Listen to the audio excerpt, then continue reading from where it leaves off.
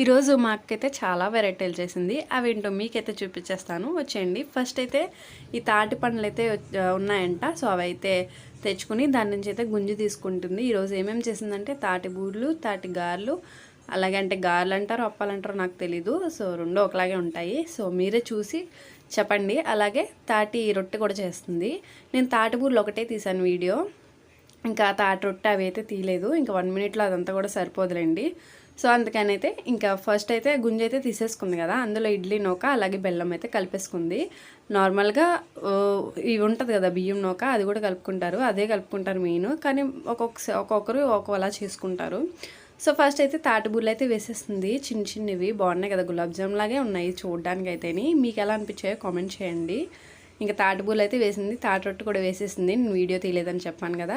So ఇదిగోండి, ఈ video ఉంటారో కామెంట్ చేసేయండి. అలాగే వీడియో నచ్చితే లైక్ చేయండి.